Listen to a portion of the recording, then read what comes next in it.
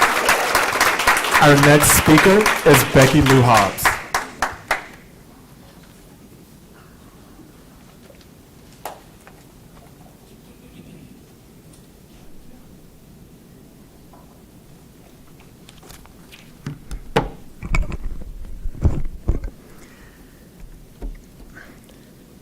Thank you for recognizing the importance of Constitution and Citizenship Week. Teaching our children the importance of our founding documents is integral to raising them to be responsible American citizens. Since 2023, Moms for Liberty of Wake County has delivered constitutions to 8th graders across Wake County. This year, our team of volunteers delivered to over 55 public, charter, and private schools to provide pocket constitutions to 14,000 students.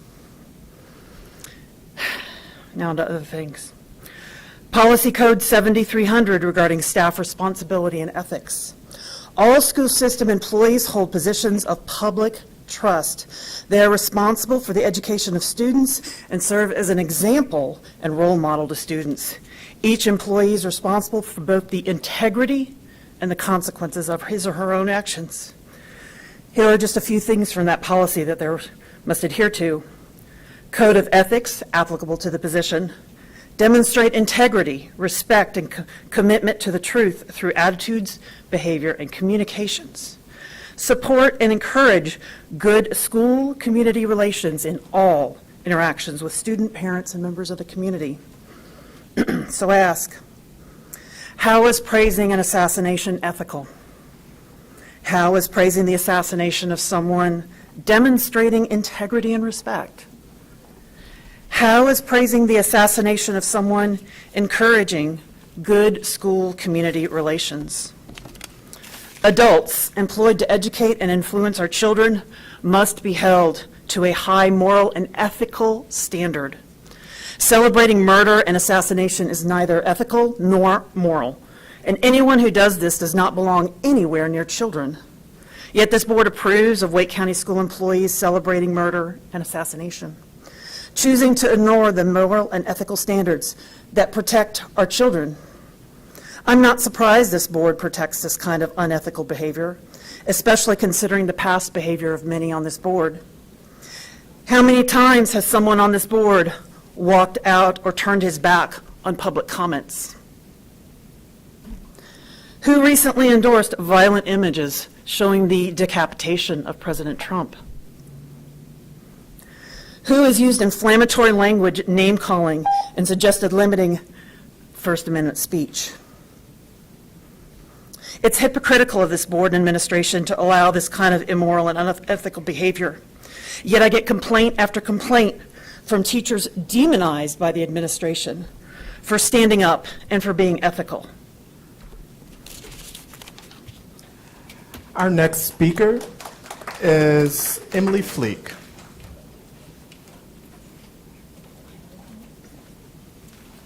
Thank you.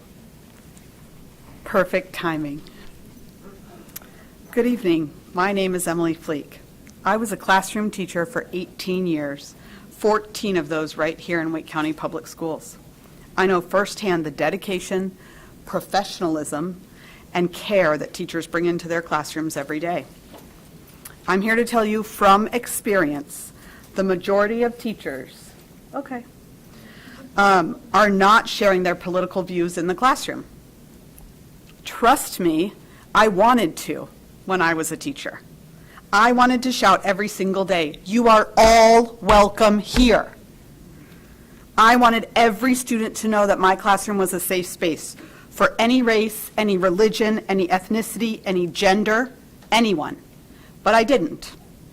I didn't shout it, because for every student who might have felt safer hearing those words, there was another who might have felt alienated by my inclusive spirit.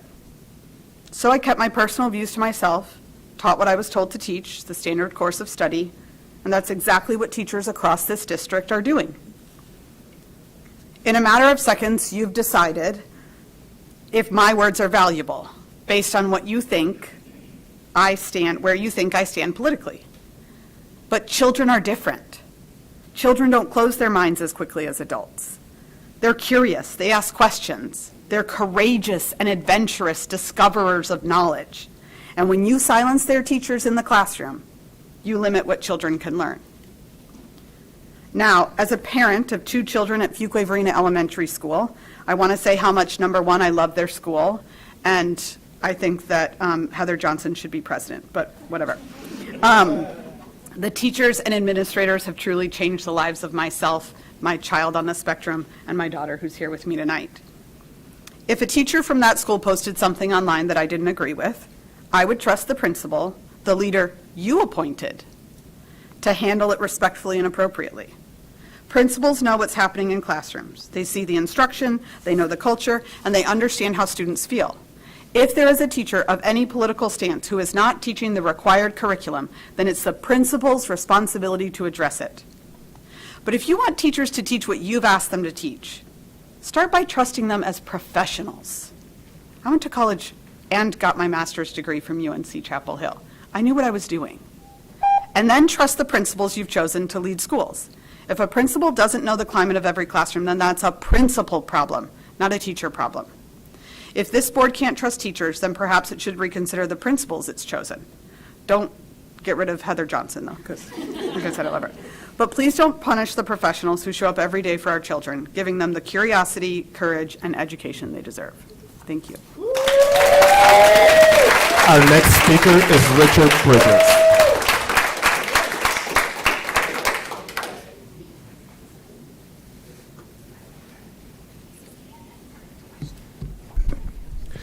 Good evening. 8 months ago, I came before the board and told you about multiple cases of child abuse at South Lakes Elementary School, including one involving my child. Since then, I have not been a fan of the investigation. And as far as I can tell, it's come to a close without having answered questions like, how many times did you lock my child in a room without telling me? And why didn't the area superintendent perform a full investigation on those accusations? And so tonight I want to ask you this question.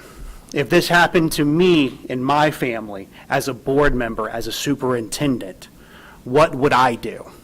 If you found out that your school's principal and vice principal actively covered up a child abuse case, would you A, do everything in your power to remove them from their position, or would you B, do nothing and give them another position?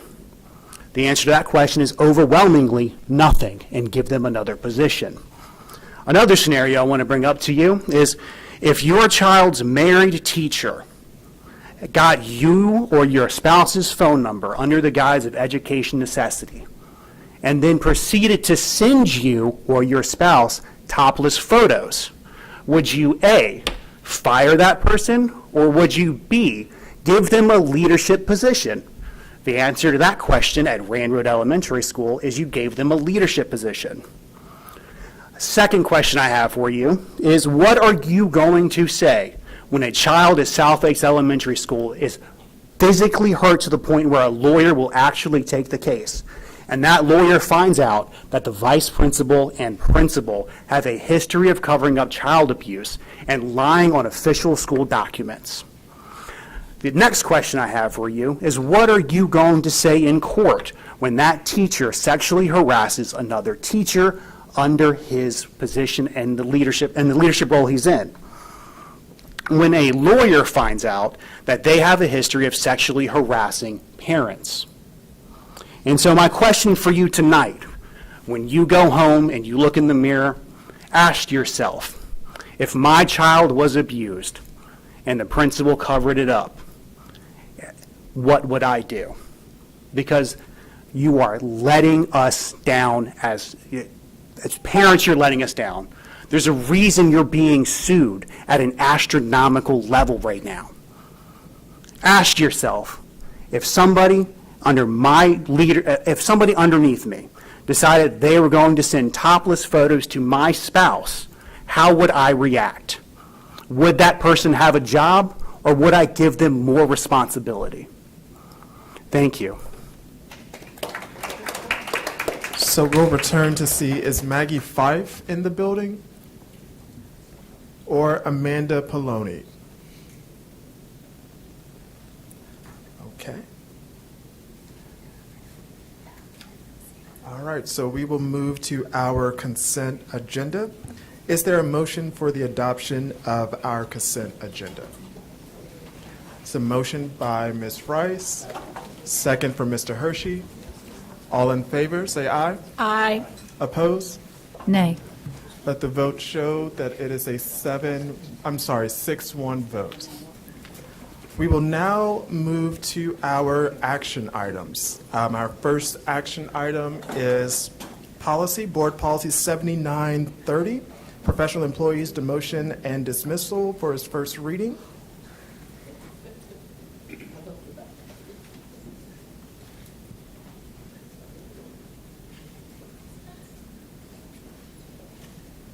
So I see Dr. Crane, and we are awaiting Dr. Mutilla. No rush, Dr. Crane. No.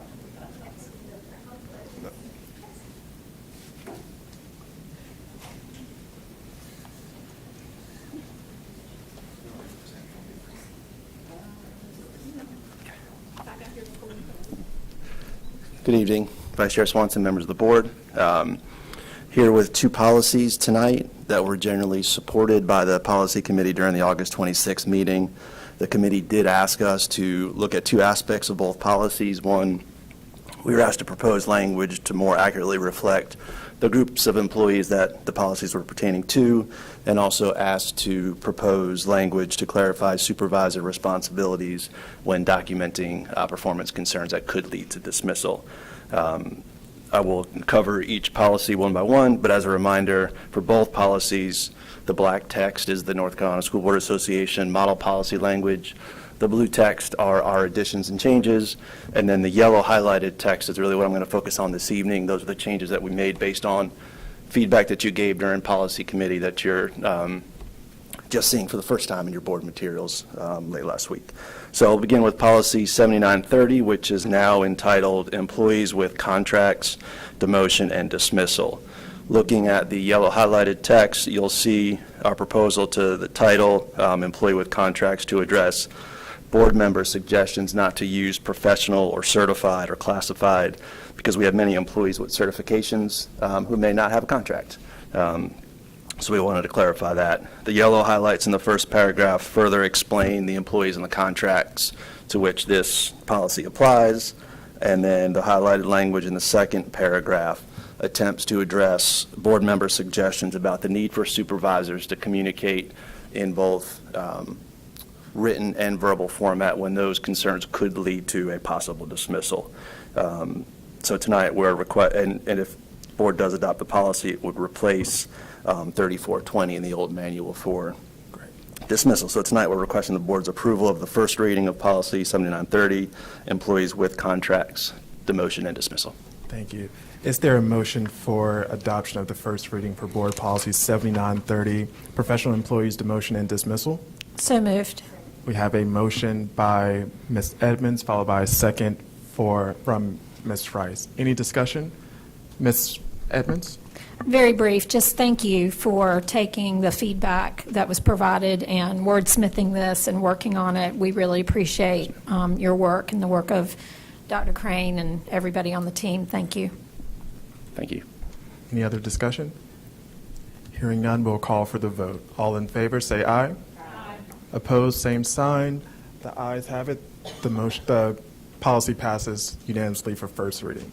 We'll kick it over to you to talk about Board Policy 7940, classified employee suspension, demotion, and dismissal for first reading. Okay, thank you. Yes, Policy 7940 is now entitled Employees in Non-Contract Position to address the use of classified versus professional based on board feedback. And again, in the first paragraph, you'll see that yellow highlighted language that mirrors what we had in the prior policy, and then we've included some language further down that just further talks about who this policy does apply to, such as IAs, bus drivers, a lot of central services positions. And again, that same language of concerns being communicated in both oral and written format when those concerns could lead to a dismissal. So if this policy is adopted, it would replace 4420 in the old manual for dismissal policy. So we're requesting board's approval of the first reading tonight. Great. Is there a motion for the adoption of 7940 for first reading? So moved. Motion by Ms. Edmonds, second by Ms. Gordon. Any discussion? All right, hearing none, we'll call for the vote. All in favor, say aye. Aye. Nay. The ayes have it. The policy 7940 passes unanimously for first reading. Thanks, Vice Chair Swanson. Thank you. So we will now turn to the discussion to fill the District 8 vacancy. This was lifted up during our work session, and I'll just recap the timeline and whatnot. So the only major changes that we discussed was the candidate interviews. Those interviews will take place on Tuesday, November 25th, from 8 a.m. to 12 p.m. The timeline to discuss the timeline for the District 8 vacancy to be released and printed via the NNO and on our website will take place Friday. There is the 9/17 date here, but we will begin that on Friday. We will start compiling all of the applications, or let me rephrase that, all the applications will be due on October 31st at 5 p.m. And the board will receive the number of applicants on the following dates: October 7th, October 21st, and November 4th, if needed, at the board work session. So that will include the number of applicants, if there were any issues, and confirming the time of the candidates' interviews, and the questions that the candidates will be asked will be discussed at one of those meetings. After the 25th interviews, the board member will be sworn in on December the 2nd at our annual annual board meeting. Is there a motion to adopt this timeline? No one else doing it. For clarity. Yes, sir. On the November 25th, it's basically 8 a.m. until, depending on the number of candidates. Right, 8 Okay. till 12, or if as needed. Great. Motion to approve the timeline for the District 8 board vacancy. Thank you. Is there a second? So we have a motion for Mr. Hershey to adopt the District 8 board vacancy timeline and process, and a second from Ms. Gordon. Are there any discussions? Hearing none, Ms. Rice, do you have a? I'm not going to necessarily reopen discussion. I just want to make sure that everybody is okay with looking at that. It is a holiday week, so just, we all okay with that? I just want to make. Well, given the timeline and how hectic our calendars are getting ready to move into as it relates to the reassignment, this was the time that made sense, and not to put the new board member in a situation to vote on a plan that they have not necessarily been involved into that. And so just to recap some of that, the chair and I have split District 8. The chair represents the top portion of District 8. I have the southern part of District 8, and we have the District 8 website, email address, where constituents are able to share their concerns. Ms. Allen checks that email and disseminates that information to the chair and I and the appropriate staff person. Vice Chair Swanson. Yes, ma'am. And to add on to what you're saying, I just want to make sure that as colleagues, we're probably looking at it from the perspective of our schedule for that week. I want to also think about the candidate for that week to realize, I don't know if we really raised that in the board work session today. We were looking at our own calendars, but we weren't taking consideration for qualified candidates who may want to participate. And it is the holiday week. Students are getting out of school in just those few days, and some families really do take their holiday times that they only have in mind. So I'm raising it before we vote. So to say that I think our vice chair and chair and our board relations specialists work very meaningful on the dates and the proposals and looked at all those things. But just for us to remember that while we're looking at our own calendars, we're not thinking about potential people that are not privy to the conversations around us, that it's also their holiday week as well. Just a thought. And thank you for raising that. Ms. Edmonds? Thank you. So what I heard in work session was some of us were more limited than others in availability. And that, that can happen when you've got 9 folks that are trying to align schedules. Is it, if whatever we pass this evening, is it able to be amended, for example, for the interview date, if we were to find another date? And I understand this is being publicized, I get all that, but is it able to be amended? Well, I think, Ms. Evans, and that's a great question. I think, as candidates are beginning to, number one, indicate if they're serious about applying, 2, perhaps looking at their own schedules and availability will determine if they are a good fit for this. We can always look at those dates, the 17th, 21st of October, and the 4th, to determine what the numbers look like. I think this is just a reality that when you do sign up to be a board member, there is a lot of nuances that goes with this. And so if someone is very seriously, in my opinion, about applying for this seat, I think they would do their due diligence to see, because this is just one of many meetings that board member would have to attend. So I guess we can move forward with this timeline if we need to amend it and or bring changes. Looking at the dates that is outlined here that we don't see the right number of applicants, we can always amend that. And Mr. Malone, I'd appreciate you chiming in on this as well, but I do believe that the board at any time can come back and amend the dates that it's set. I think that's well within your right, but Mr. Tay. May I, Mr. Chair? Sure. Mr. Vice Chair, I'm specifically talking about the interview date of November 25th. Gotcha.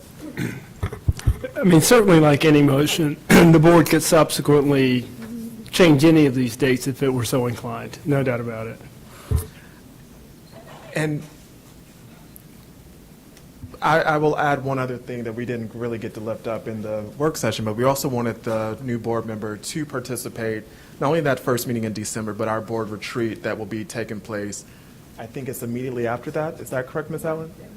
That following week. So that's why the timeline looks very tight. But we want to make sure that that person has all the opportunities that all of us have as elected board folks to participate and advocate the way they need to. So again, that is the timeline. And if there's any other discussion, we'll call for the vote. All right. All in favor, say aye. Aye. Opposed? Nay. The vote is 6-1. The timeline passes. We will now turn to the information item of our agenda, which is our superintendent comments, followed by board member comments. Dr. Taylor? Thank you, Mr. Vice Chair. I want to start out by saying to our community, our public, that the governance of a school district is a very difficult thing. I want everyone to know, as superintendent, I have the highest expectation of teachers when they are in classrooms. I think the biggest responsibility that we have is the education of children, and knowing that we have a captive audience, and we must be mindful of all the activities that we have both in and outside the classroom. Also tonight we talk about our Constitution and First Amendment rights. And so it is about how we balance those two things as a board and as a superintendent and as schools and as a community. And I want everyone to know that all of the things that we've endured over the past several days, that this board has heard from our community, both sides, and we take that responsibility very seriously. And I want everybody to know how difficult democracy is. This is something that we've been doing for 250 years, and it is not an easy thing to do.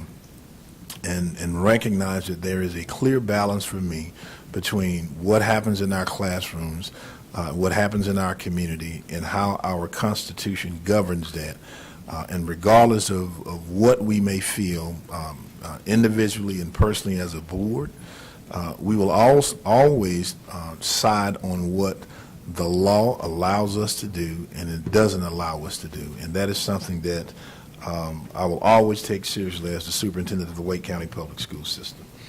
I also want to share that September is National Attendance Awareness Month, a time to focus on the critical role that showing up every day plays in student success. As it happens, promoting better attendance among our students, while always important, is a key focus area for our school district this year. We are committed to reducing chronic absenteeism by building school-wide systems of prevention and early intervention, and we are implementing new structures and procedures to help us reach that goal.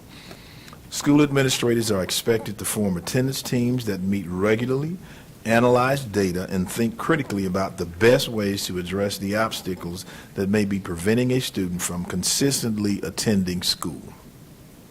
Assisting in that effort is our new student information system, Infinite Campus, which now provides chronic absenteeism reports to help schools track patterns and act early. And I do want to share that the first initial weeks of Infinite Campus rollout, our parents had enrolled at over 70% to sign up for the app to be able to use Infinite Campus, and I think that is a tribute not only to our parents but to our administrative team to make sure we put that information out and our parents were able to engage.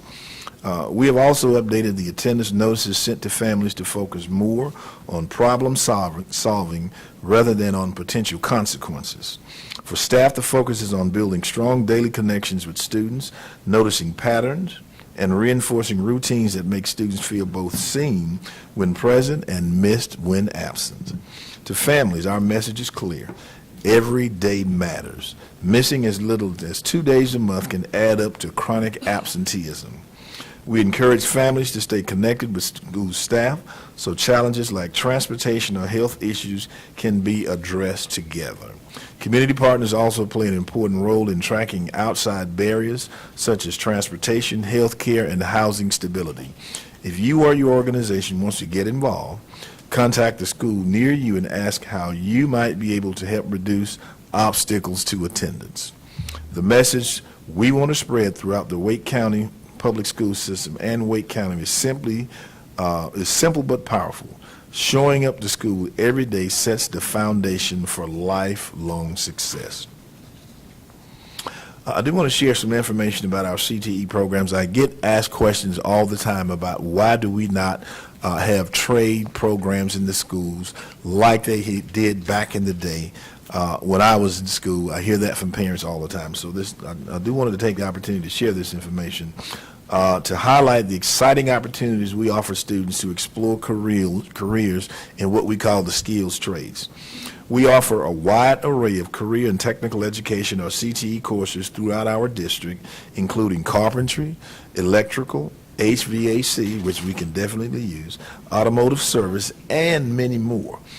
These classes go beyond the workshop, giving students the chance to earn safety and industry certifications they can take with them into the workforce.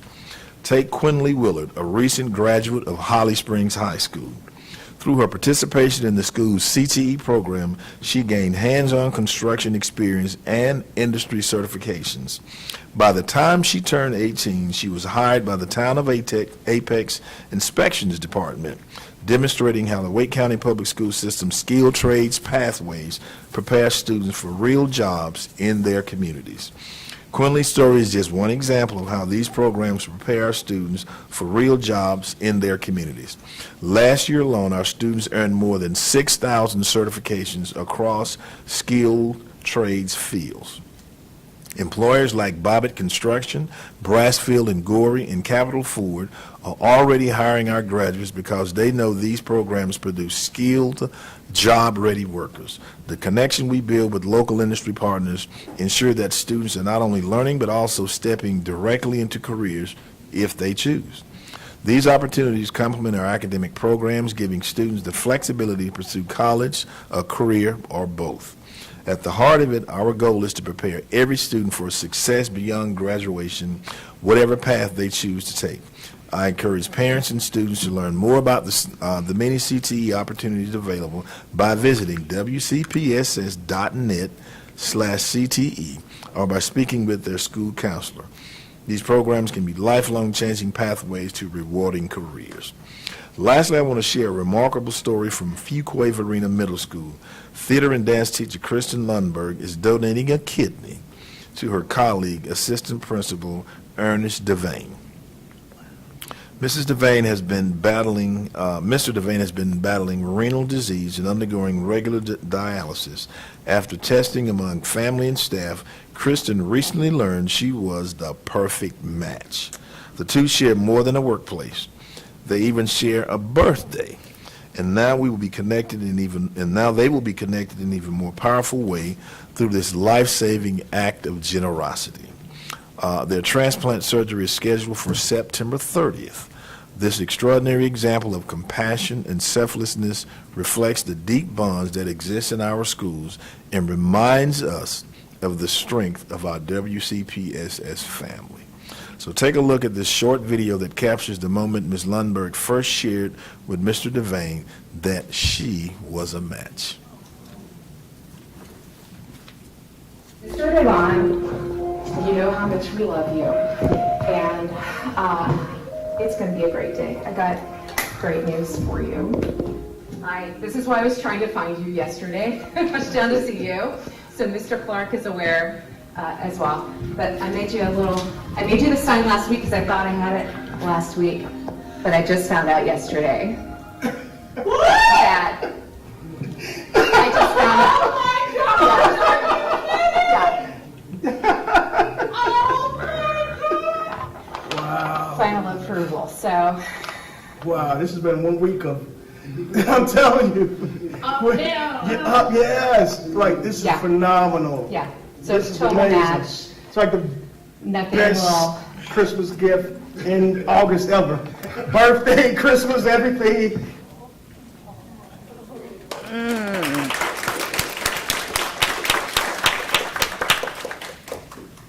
And that is all I have, Mr. Chair. I know there is a music grant that I will bring that information back. I do want to be able to share that, and hopefully we can do it before the night is over. Great, thank you. We'll start with Ms. Rice on this end. Ms. Rice? Okay, let's start with me. Good evening, everyone. Thank you to all who sent me birthday wishes. Yesterday, I hit the remarkable 5-1 on the 15th. Isn't that right, Dr. Taylor? I'm genuinely grateful to your kind thoughts and positive energy. I'm excited about the progress and energy we're seeing in District 4.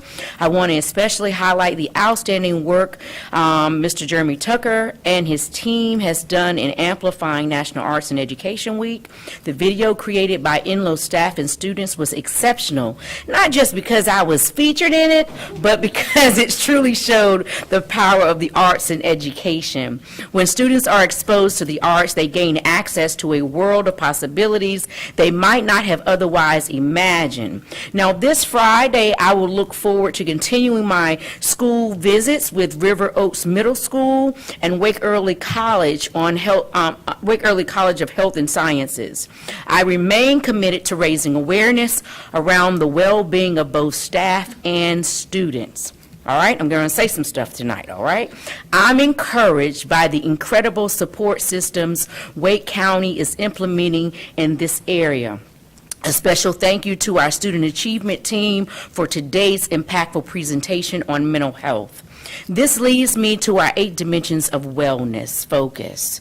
Today, I want to briefly highlight 2 dimensions as part of a call to action. Spiritual wellness is one. Before diving into this, I do want to bring your attention to two guiding principles. Board Policy 1000, which speaks of governance and the role of the board member in fostering a learning organization, which is something Dr. Taylor taught us as a board.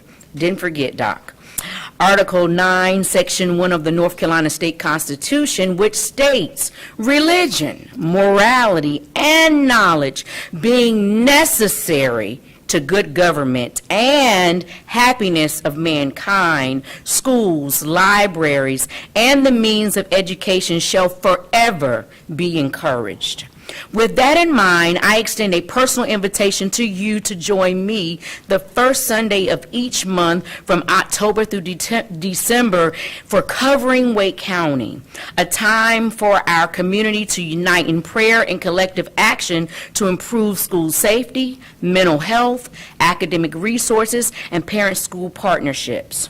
The second dimension of wellness is emotional wellness. I also encourage everyone to download the 8 Dimensions of Wellness Guide, a free resource provided by SAMHSA, the Substance Abuse and Mental Health Services Administration.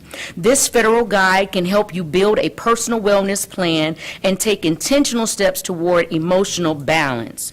To find more information on what I have shared about spiritual wellness and emotional wellness, please visit the 2 new tabs, yes, I put on a website for us, on prayer and wellness under the Connect with T. Rice section at ToshibaRice.org. Lastly, thank you to the District 4 community who tuned in to the Talking with T. Rice every Monday from 12:15 to 12:45 as we continue using your wellness tools to have a positive and productive day.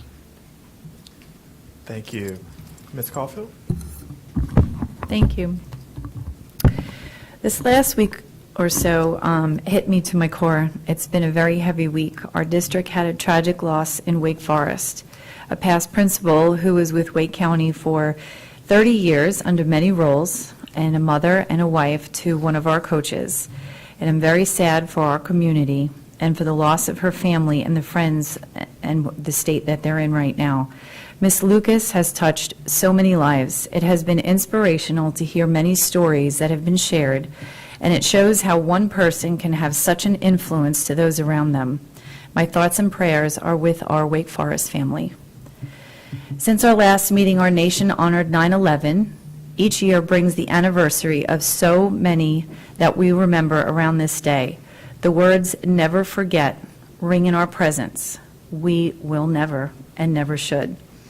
Of course, it reminds us of how important safety is in our country and in our cities. But what it also did was bring people together. Like I said in the last meeting about the village, in that time of crisis, people gathered to help. People came together, young, old, didn't matter their race, affiliation, gender, they just did. They joined hands, they hugged, they cried, they cleared things away. They carried, some of them died helping others to safety. Some are still suffering and dying from this tragedy, from helping for grueling and gruesome weeks thereafter. Today, the memorial sits for families to be in the space where people once worked, shopped, and hustled along day in and day out, until the day that evil took those families away. I will never forget the beautiful, crisp air morning that turned into hell for thousands of families that morning. We did come together, and we remember all those brave heroes year after year and honor those who have left us behind. Tunnels to Towers is an amazing organization that helps to honor those who left behind families. It began as a tribute to New York Fire Department firefighter Stephen Siller, who was killed that day. It helps raise money for first responders and veterans to help support their families. Please consider joining one of their local events each year or donate to their cause. Tomorrow is September 17th, Constitution Day. Some people, when I bring it up, they ask, what is that? It is an American federal observation that recognizes the adoption of the United States Constitution signed in 1787 and those who have become United States citizens. In 2004, Congress mandated its observance, so each year on this day, we teach about the Constitution in every single classroom. Mr. Cook, thank you for bringing the proclamation forward again this year to recognize the significance behind our Constitution. So please share, post, and let us know what your class did today to celebrate and learn about our Constitution. And parents, this is a great opportunity to ask your child what they learned about our Constitution today. We all know about the tragic assassination of Charlie Kirk. It rocked our world this week, and it should.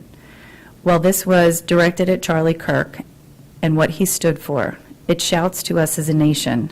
This tragedy stands for so much more in our society right now. I have just been overwhelmed with emotions about his murder of a wholesome, loving family man, heartbroken that a wife will no longer have a loving husband, 2 beautiful children will grow up without their dedicated father. And over what? The sickness that drives an individual to such hate because they could not stand the opinions of and words of another, and had such evil in their heart to murder another human being in front of thousands of college students gathered to have open debate who are now left traumatized. We speak about diversity, but is that diversity of thought? This man was assassinated for discussing different ideas and perspectives and morals, so they killed him. They took a life rather than have a conversation, took a daddy away from his beautiful children, a loving and kind husband away from his wife. Those children will no longer be raised by a loving father because one didn't feel that diversity of thought should exist. And I see people celebrating this, commenting hateful, unkind, unthinkable thoughts. And I just have to ask myself, why? Do we have such hate in our hearts? While we have freedom of speech, it does not mean freedom from consequence. So have your difference of opinions, but why can't we leave out the hate and the violence? There is evil lurking in the media to attack our emotions for a headline or a like on a post. And to the media that twisted this horrific evil event, or those that are in office or representing our schools across the nation, please do better. Our children are watching. Take a breath, take a moment, and ask yourself if this is the role model that you want to be. Mr. Kirk drew tremendous crowds. He influenced so many and encouraged our youth to think for themselves and have open debate, but also to love God with an unwavering dedication. Whether you find yourself close to God or not, these family values can only be labeled as a good thing. He brought a table to do so. You think he should rot in hell? You think he should deserve this nightmare? His family and children deserve this? There is nothing wrong with a wholesome, God-loving society. As a matter of fact, when we take God out of things, we clearly see how things go sideways. Maybe it's time, maybe a sign, how far we've gone, and for us to focus back to a strong family values. He will be remembered, especially with the younger generation. It's kind of cowardly, mental, and unsettling to celebrate anyone's death. Young people found courage through him and his example. Was that intimidating? We need more mentors. Peaceful debate has always been healthy. We encourage research and having intelligent conversation. It's an attack on our republic, and I hope it really needs to stop. He was not a threat. He won't be forgotten. He may not be standing next to us, but he's alive in many different ways and has touched many of our children. His inspiration for his wife and love and dedication to her and his children were inspirational. I pray for his family and the whole that it has created in this country. We need to do better for our children, better for our communities and our cities where we find ourselves safe, where one is not surrounded by so much hate and evil. We can do better. We just need to. Today, I hope we all go home and hug our children a little tighter, schedule in that family dinner around the table, even if you have to schedule it, pray together, sit down, and talk to one another, face to face, and spend more energy on helping and loving one another, and honor a mission to bring our hearts to peace. And lastly, I just wanted to address our speaker that came out today about gun safety, and thank you for coming out and sharing with us today. I agree with a lot of what was said and shared, and on September 29th, in our Board Advisory Committee meeting, we will be discussing not only families, how they can learn about the CNS child nutrition services, but also school safety. As we started this new year, and it is always a good time to refresh, where we will hear from Be Smart to speak about gun safety. But both can be true. Gun safety is imperative, and we should not be taking it lightly. While both are important in addressing all this senseless violence, I still believe we cannot ignore the mental health that brings someone to the point of seeking that gun to cause harm.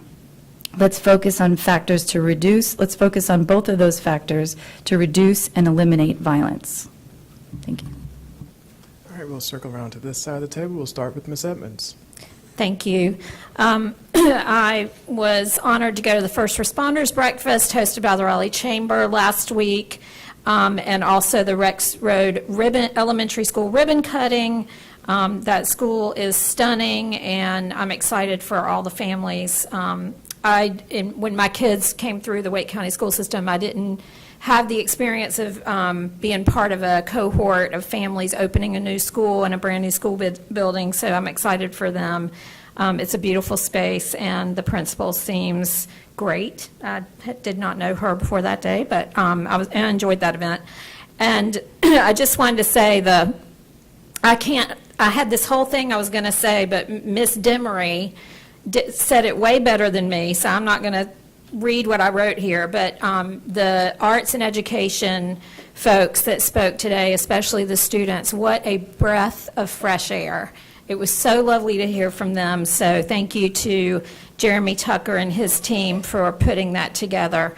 I want to lift up the Students Demand Action walkouts that happened, I think it was about a week and a half ago. I'm very proud of these students for taking a lead in working with adults to, make our schools safer, and I'm just very proud of what they did and the work that they do, and I hope to be in contact with them soon.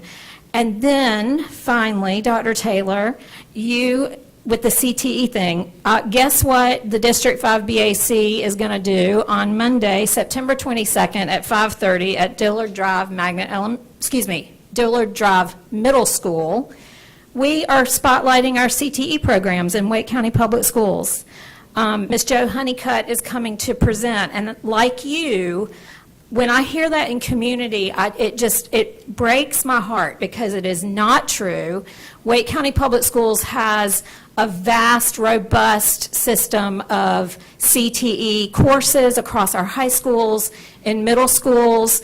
I'm so honored to have the Vernon Malone College and Career Academy in my district, and I wanted to show you Princess the welder. I know that y'all can't see this very well, but she graduated from Vernon Malone, class of 2022, and at that time she was spotlighted on our school district homepage. And it's just, it's so unfortunate to me. That's part of the reason I invited Ms. Honeycutt to come speak, because it is just not true that we don't have a robust CTE program in Wake County Public Schools. And also our Teacher of the Year last year is a CTE teacher. Mr. Ryan Berglund teaches sustainable agriculture, I think, at Millbrook. So we need to change this myth in the community and celebrate these programs and celebrate the students that participate in them, and in particular the students that choose CTE as a career path. It is just as legitimate as any university path, and we need to change that narrative in community. Thank you. Thank you. We'll hear from Dr. Ng. Thank you. Good evening.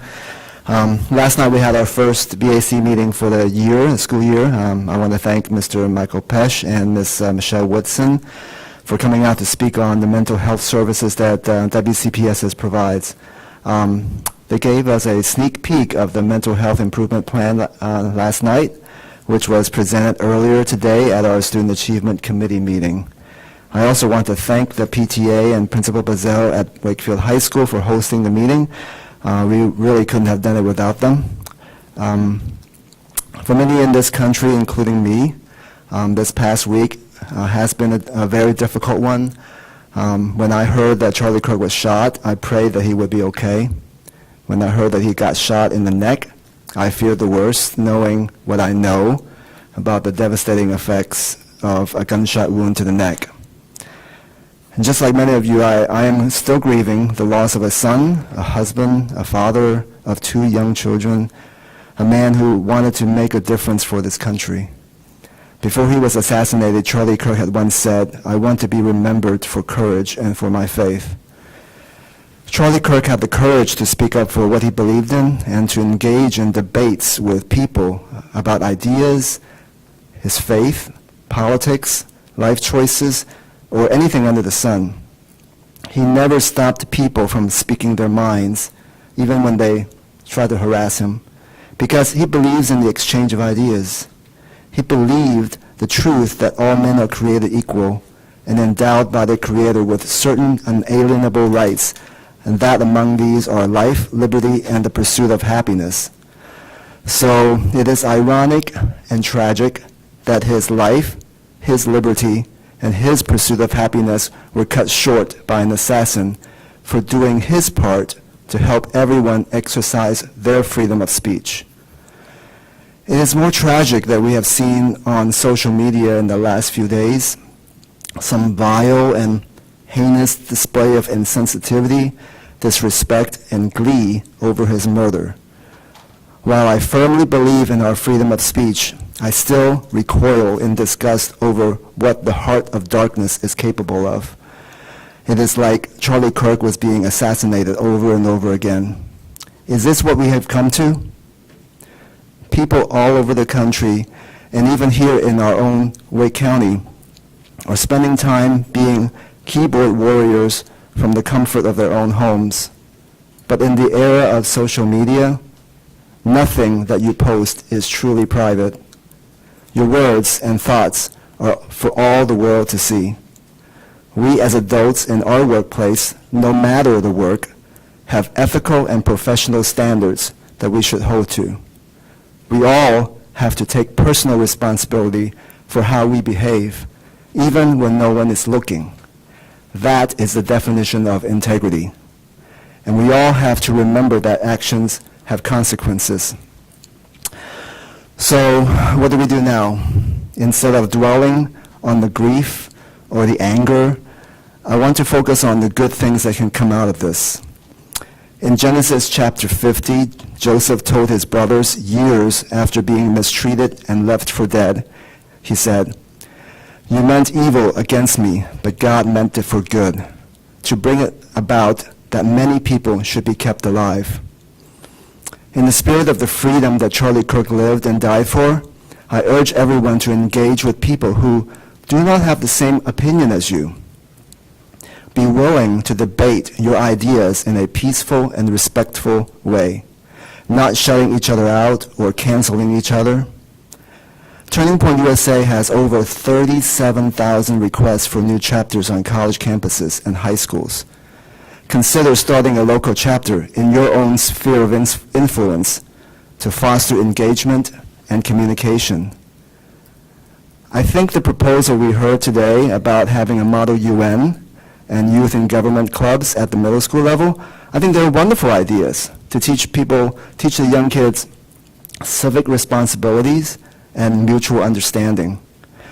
And as we celebrate Constitution Week, and as we prepare for next year's celebration of this country's 250th anniversary, we can try to do a better job uniting as a nation rather than be divided and demonizing the other side. This will be the best way to honor all the people who have fought and died for this country. Thank you. Thank you. We'll now hear from Mr. Hershey. Thank you.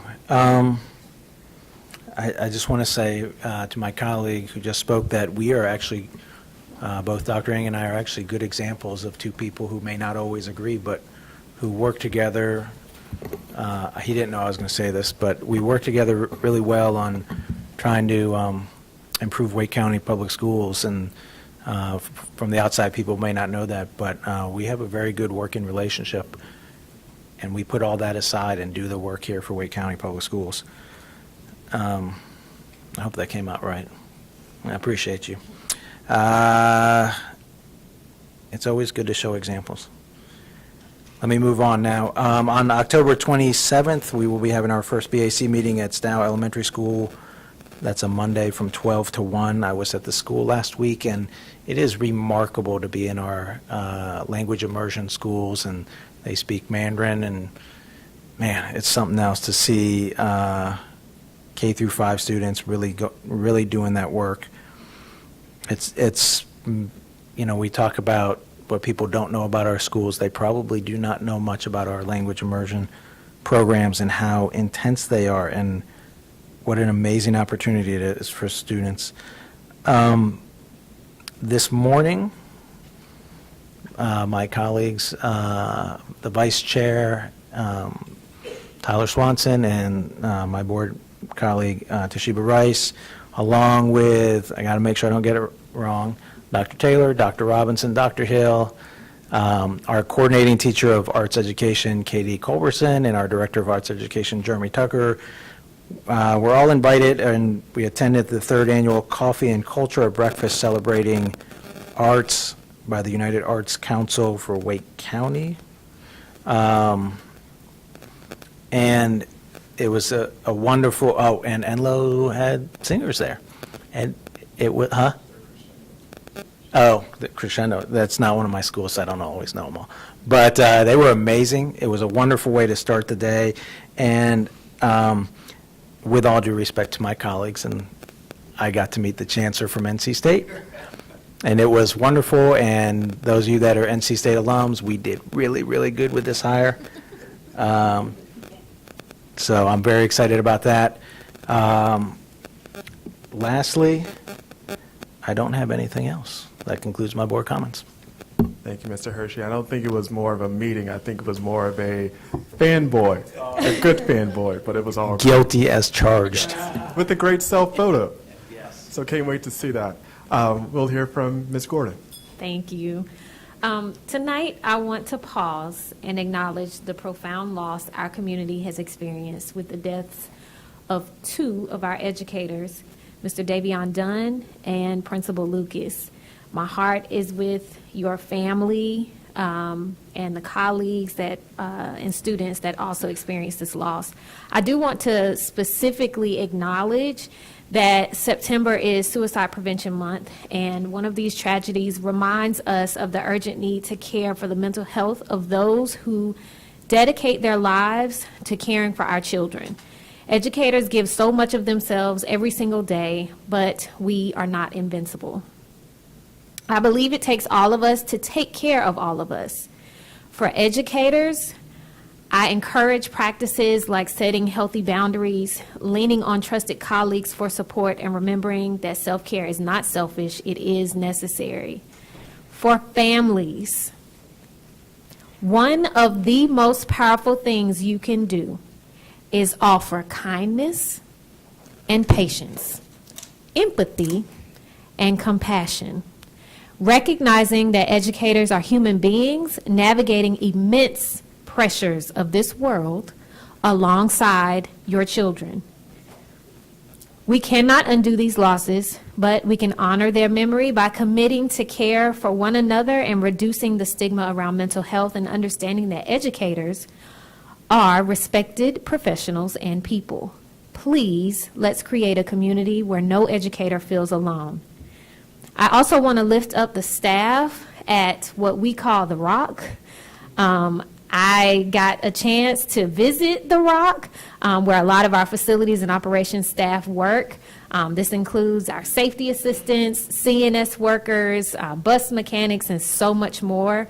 Know that your work does not go unnoticed, and we are grateful for the work that you do every day.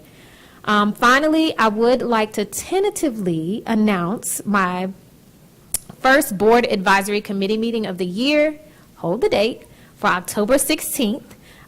More information about where it will be coming out. I want to invite educators, parents and guardians, community members, and you guessed it, I want to see students, to come out and continue to build something great in District 2. And I am excited to be visiting several of the schools I have the privilege of representing in the coming days and adding to my growing collection of school swag. Thank you. Thank you.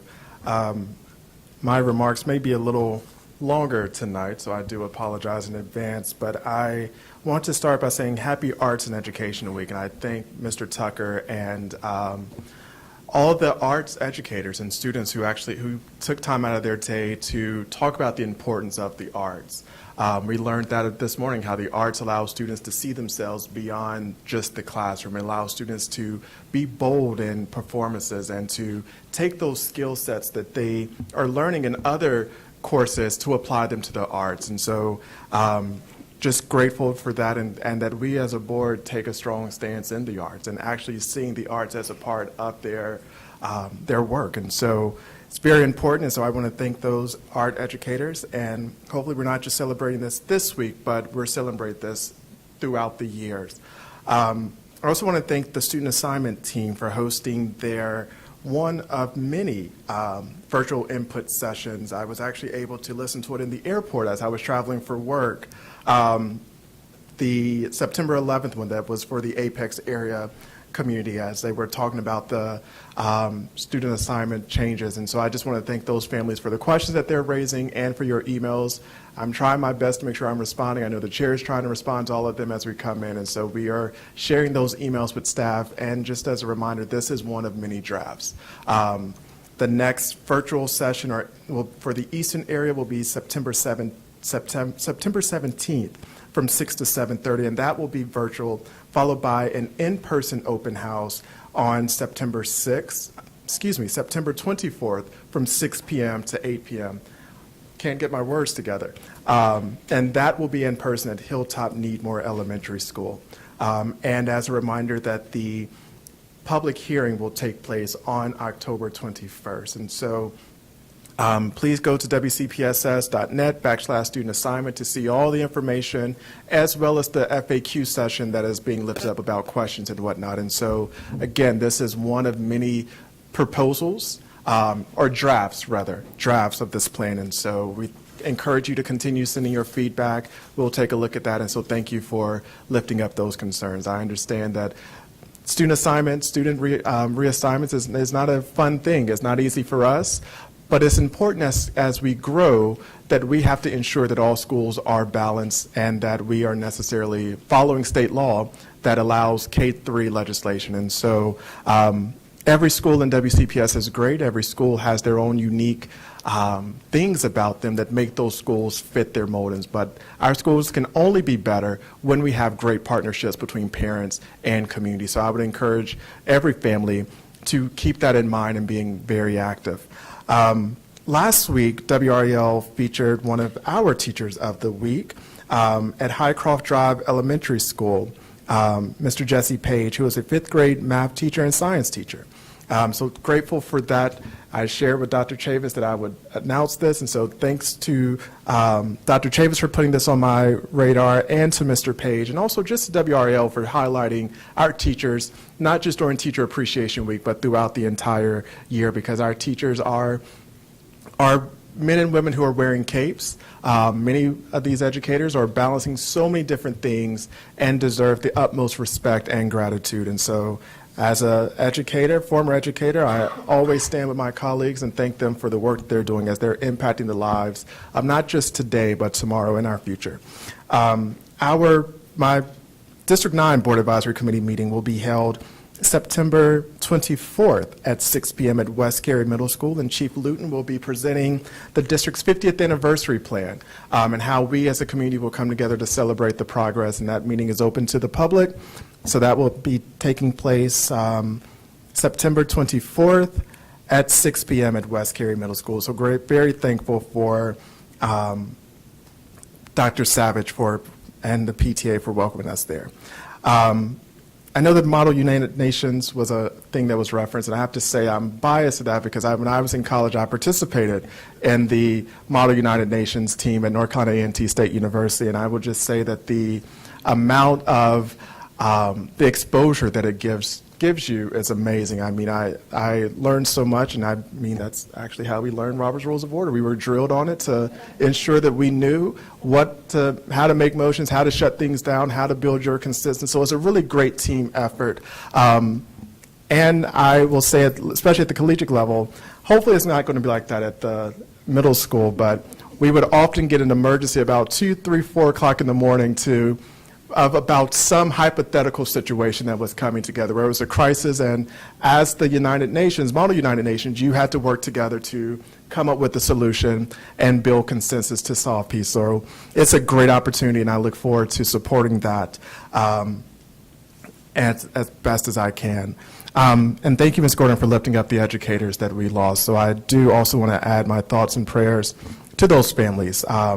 to Mr. Dunn and to Principal Lucas and the life that they lived and the impact that they made on so many students and staff for the years to come. And so I am sending my prayers to those family members as they are navigating this time. And I hope this cause, can bring us together to advocate for true safety as it relates to guns. I know this board has taken a strong stance on that. We've passed a proclamation calling for stronger, gun control, gun control, and not advocating to take away folks' constitutional amendment, but making sure that there are safety procedures that are there. That partnership was with the Sheriff's Office and with all 12 municipalities, chiefs of police joined us for that, because it takes all of us to curb this issue, and it's not going to be us alone. So as we start this school year, I really hope that families who are Second Amendment gun owners are having those conversations to keeping those guns away from kids and family. And you can lock those guns up. There are places where you can go to get free locks, whether it's the sheriff's office or your local police office.